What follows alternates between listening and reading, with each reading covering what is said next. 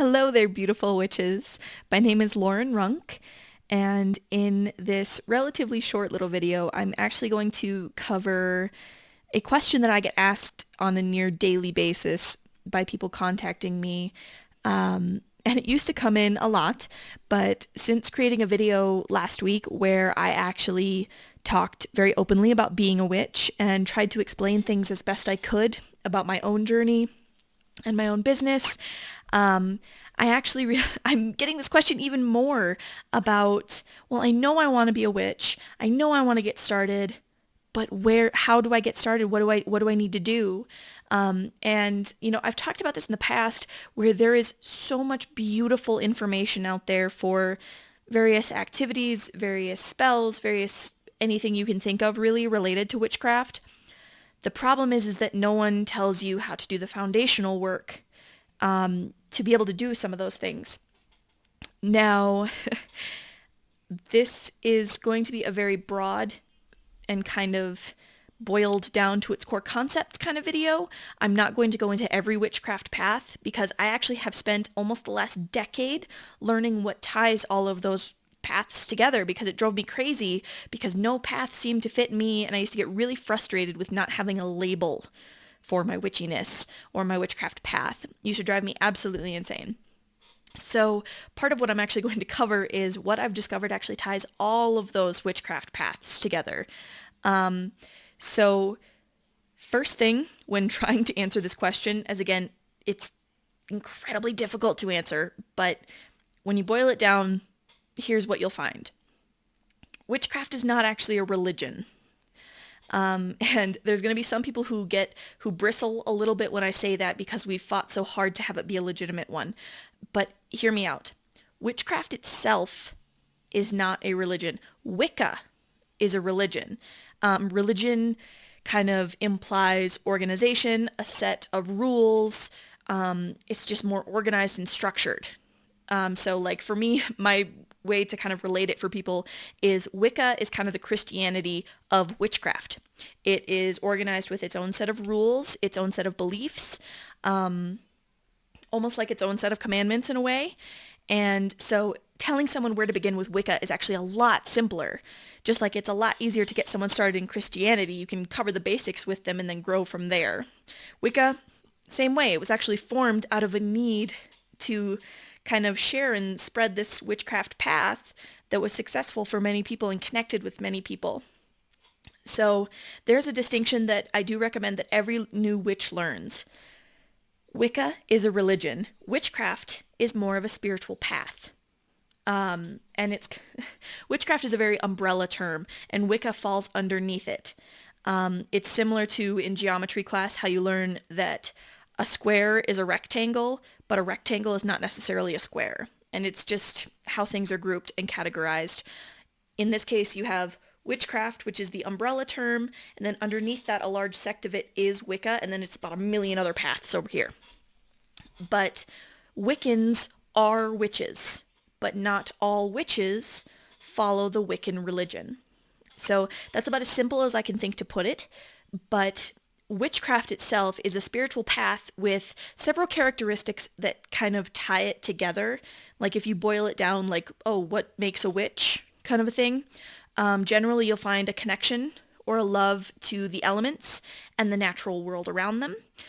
Belief that there is more than meets the eye. It's more than just the physical world, more than just that physical side of the elements, like more than just what you see when you look at water, more than just what you see when you look at soil. There's an unseen aspect to that. And then understanding that these unseen forces, which, I mean, in truth are kind of a witch's specialty. It's part of what comes with the role of the witch is that we have a natural aptitude with working and understanding these unseen forces. That these unseen forces are a universal power that kind of connects all things. Now, you will find people have a million names for this universal power in Wicca. A lot of times it's the god and the goddess, kind of that duality. Christianity, God. You have some people who call it just the universe. I'm usually one of those because it's a pretty broad term. Sometimes you'll hear me call it source energy. Sometimes you'll hear me just refer to it in many different aspects, like in the names of gods and goddesses. It kind of breaks down in a million different ways, and to be honest, I could do an entire video about the distinctions that people use to describe this universal energy that connects everything in an unseen web, kind of all woven together. It's really cool. And then another characteristic generally of a witch is an intuitive ability to work with those natural elements or the seen, as well as those unseen forces. For those of you that, have seen other videos of mine, you've actually probably heard me talk about how we kind of act as the cauldron, where you kind of throw in the seen and the unseen ingredients, you mix them all together, and then you actually get a product, usually a result from like a spell, that is more than the sum of its parts. I usually use the analogy of like how you bring the ingredients of a cake together in a bowl, you mix them together, you bake it, and boom, you have a cake. Something that is a combined, unique product of everything you put into it. Witchcraft works the same way. That's why there's a lot of kitchen witches. It's very translatable back and forth. And so that intuitive ability, no matter how big or small, is generally a characteristic of a witch. And when I'm saying these characteristics of a witch, I generally mean it's also the characteristics of witchcraft. Generally, your craft will have these characteristics. And then, you can take this umbrella term and you can break it down into a million different paths, infinite, really. And that's because witchcraft is actually a very subjective experience, because again, we're not talking about any particular path with a structure or more specific characteristics. This is all general. So witchcraft is subjective, meaning it's unique to the witch themselves as well as their experience. So, we all have these mental filters. We all have these different filters within us that we experience the world differently through. I mean, sit 3 witches around a table and you're going to have 3 completely different views of magic, how it works, and what it's like to be a witch. You could have bruja, you could have hoodoo, you could have green witch, you could have cottage witch, you could have kitchen witch. I mean, it could go on forever. You could have strega. I mean, there's so many. And so, and those all have their own, kind of boundaries within where they work and their own, more specific characteristics. But after nearly a decade of research and being a part of this community, I actually have been looking for what kind of binds them all together. If you look at all of these different paths, yes, we've covered kind of the characteristics of it, but there are 3 pieces of every witchcraft path that, if you boil them down, they all come to mindfulness, balance, and energy work, or that's just kind of the easiest label I found to put on it that people understand. But what I mean by energy work is working with those unseen forces. And that's something that I actually go into more in the Witchcraft Foundations 101 course in the From a Fable Virtual Academy. That's something, so if you want to learn more about that, it's a whole presentation on how that breaks down and how it relates to witchcraft. But any hoozles, so I've found that those 3 areas, though, actually cover any witchcraft path you're interested in learning more about, in becoming a part of, is learning how they approach those 3 pieces: mindfulness, balance, and energy work. And actually, I'm coming into it now. These are the general pieces, but I'm actually going to include, 4 main ways for you to actually take action and get started in this. Because again, this video is all about, I know I want to be a witch and I know I want to get involved. What the heck do I do? So if you're willing, here's some things that I recommend actually right off the bat. 1, I don't know why I'm using my pinky, but we'll just roll with it. 1, read books. Even ones specifically on by Wiccan authors that are more catered towards Wiccans. If you can get past some of the more organized beliefs and past some of, the mentions of the god and the goddess, as long as that, if that doesn't vibe with you, that's okay. If you can get past that, they're actually a great resource of information on things that apply to virtually all paths of witchcraft. And what you can do is you can actually take a lot of the practices and a lot of the ideas in there and customize them to what does feel right for you and what does excite you about witchcraft. And to be honest, one of the biggest pieces of advice that I will always give people when they're interested in learning more about witchcraft is follow what interests you. Your path will come out of that. I assure you, you will fall down the rabbit hole just like the rest of us have. But what that means is that if being a witch and working with herbs really excites you, or working with candle magic excites you, learn as much as you can about it. Find as many resources as you can, read them up, watch videos, do all of it, and just follow that, because when you have that excitement backing it, I mean, nothing can stop you, and you will, like I said, fall down that rabbit hole, and you'll actually develop a love for witchcraft rather than a frustrated confusion that comes out of trying to, detangle all the information out there on the internet. I actually there's a witch in the group who loves wine and mirrors, which I think is one of the most witchy combinations ever. So read books, read online articles, read blog posts, read all of it, but just follow what interests you. Okay, because there's no set point on where to start with witchcraft. I can boil it down to these general concepts, but if you're looking to really get started, the best action you can take is just read books, watch videos, listen to videos like this one where people are talking about it. There's so many awesome resources on the internet now. Just Google what you're interested in, and I assure you it'll be there. So the second piece of that, because as much as I love to say that you can Google anything and find your answers, sometimes the answers you find are not very good. And so I also, on top of reading books and other resources, I do recommend joining a safe, supportive witchcraft community. Now, when I say that, I don't mean, a community where it's a bunch of witches who are selling spells for people, or, people are requesting spells from other people. I don't generally recommend those. Now, the reason for that is not that there's anything wrong with those groups, but I've found that for new witches, sometimes you can get kind of a convoluted idea of magic, and I recommend going somewhere that's more open, and more diverse with their witches. And because a lot of times in those groups, people are asking for spells, selling spells, because they're not willing to teach each other. They're not really willing to answer questions. And this is, again, just my own experience. Please know that I am not talking about any group in particular right now. I've also found that you'll find a lot, despite their open and their well-intentioned nature, you will find a lot of gatekeeping, which is actually people who shy away from actually responding to questions, or actually, giving their experience or talking about it, because it comes from a fear of being proven as not real, or a fake witch, or, being called a fraud. It comes from a very deep fear of being persecuted for being different or having a different opinion. So remember that it's a subjective experience, and what someone says may not work for you.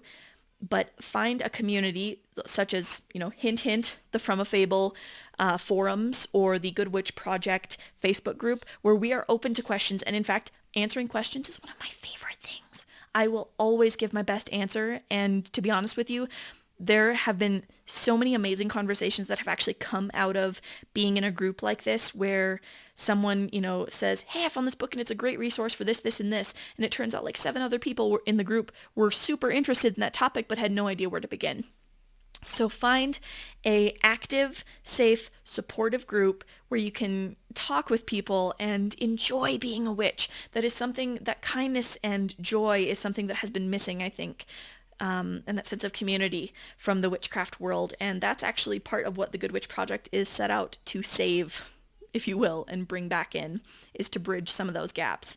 So once you have that group, ask all the questions. Never be afraid to sound stupid. I can tell you right now, I have answered so many questions that I could tell it probably took a lot of courage for that person to even ask. But the really cool thing about asking those questions is that you'll have, again, 7 other people who were too afraid to ask, and you benefit the whole community by just putting out your question. And sometimes it can spur conversation that also develops new pieces of information within the community, new techniques, new spells, new all of that. That's how a community grows, is asking questions and coming together. So find a good community. The third one is I always recommend coming into a mindfulness practice. And again, this comes back to those 3 pieces of every witchcraft path. Mindfulness practice is like a meditation or gratitude practice. For those of you that have been with me for a while, it's, tapping in is what I call it, where you actually just kind of put your feet on the floor, or at least point your soles of your feet towards the floor, close your eyes, take deep breaths, and imagine kind of rooting out and expanding out to experience the world around you through, again, those unseen vibrations and feelings and intuitive notions, if you will. So I will cover that another time in another video. Let's stay on the point here. But I always recommend starting something like that, because taking a few minutes, even 30 seconds a day, if that's all you can handle at the beginning, to kind of work those quietness muscles, which sounds a lot like an oxymoron, but bear with me. Sitting in intentional silence for a few moments every day will have a drastic effect on your mindset. It'll help you sleep. It'll help you approach projects better. It will pretty much help you in every aspect, because you're taking a moment to just stop for a second and be. And sometimes I find that if I do this when I'm at my most hectic, to my best ability, panic attacks are a thing, people. But if you take a second to do this, a lot of times the thing that's freaking you out and triggering that fear response in your brain, in this intentional silence, if you build that practice of just calming down, just 30 seconds, calming down, breathing, being quiet, eventually you'll be able to do it even in those really intense moments, and the solution will come to you, because you've then created space for the universe to go, oh, hey, I've been trying to throw this solution at you, but the noise was so loud in your head you couldn't hear me.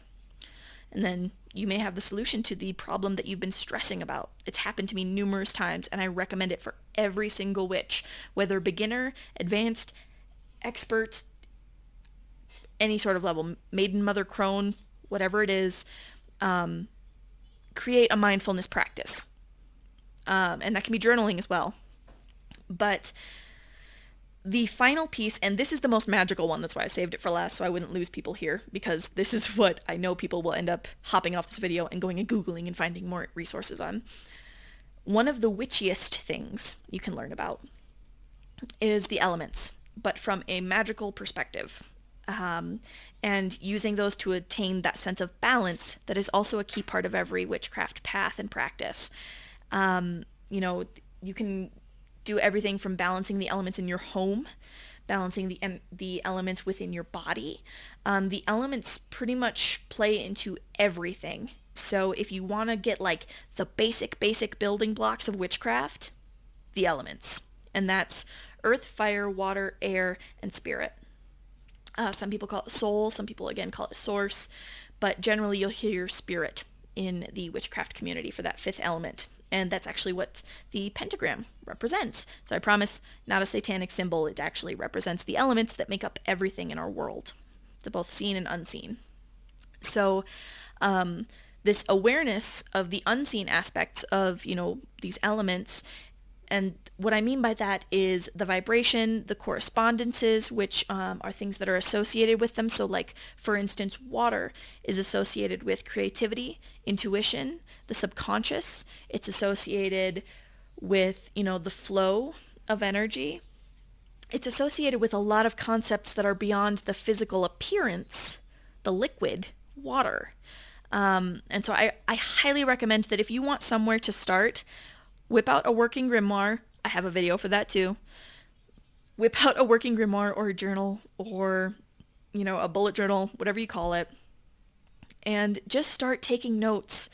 And not even notes, just start writing about the elements, your experiences with them. Look up what the elements mean in the tarot. Elements are in everything. So if you want a piece to really dig into here at the beginning, elements, always start there. And from there, you'll actually have a much easier time incorporating spellcraft, incorporating energy work. All of it will come together with even that basic knowledge of elements in their physical as well as their unseen non-physical form. So those are my 4 pieces that that are like things that you can do now. Those are actual actions that you can take to get started in witchcraft.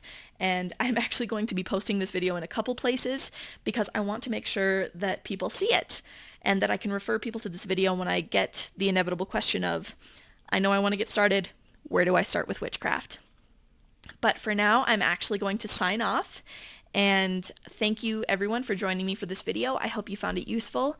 If you ever have any further questions, whether it's to point you to a resource about the elements, point you to any of the resources I've mentioned in this video, by all means, I will post links wherever I can in relation to this video. On my website, they'll be directly below. In any social media I post, it will be in the actual post itself. So with that being said, I wish you wonderful things on your witchcraft journey, and if any questions come up, never hesitate to reach out. I'm always happy to answer them. And come join the group. We love questions. And to quote one of our members, we have tea and cookies, and I'll bring coffee. So, bye guys.